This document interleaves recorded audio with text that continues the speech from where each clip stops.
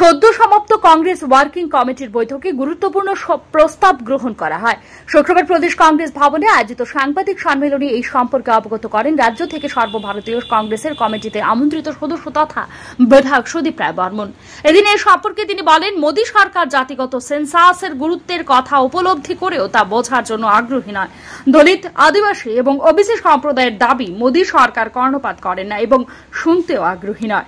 এই পরিপ্রেক্ষিতে Congress working committee caste based census সারা ভারতবর্ষে করার জন্য দাবি জানাচ্ছে।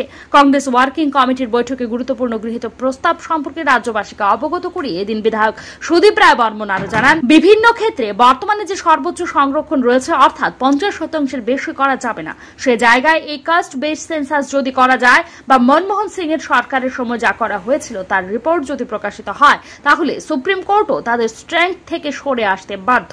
কংগ্রেস এই সংরক্ষণের আপার লিমিট বাড়ানোর দাবি জানাচ্ছে বলে এদিন জানান তিনি। এই সাংবাদিক সম্মেলনে এদিন উপস্থিত ছিলেন প্রদেশ কংগ্রেস সভাপতি আশিস কুমার সাহা। সুবিধা থেকে তাদের ন্যায্য অধিকার সেগুলো থেকে তারা বিপ্লব হচ্ছে। চাকরির ক্ষেত্রে বলুন, বিভিন্ন স্কিমের আওতার মধ্যে এদেরকে আনা থেকে বলুন, সমস্ত ক্ষেত্রেই, পড়াশোনার ক্ষেত্রে বলুন, on each and every sphere OBC জনসংখ্যার গোষ্ঠীর লোকরা কিন্তু বিপ্লব হচ্ছে in our state and across the country. 1931 is the census ওরা দিয়েছিল,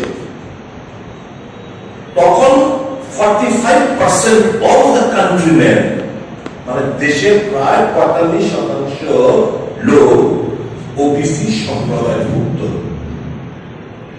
এটা কথাটা বলার কথা, কাজে এটা যখন এই ডেটাটা তো সেন্ট্রাল গভর্নমেন্টের কাছে আছে, রিভিল করছে না।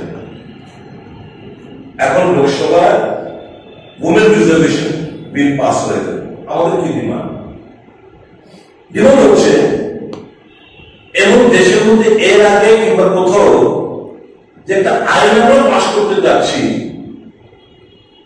সেটা এফেক্ট হবে after a decade. Bureau report, সংবাদ 365 দিন।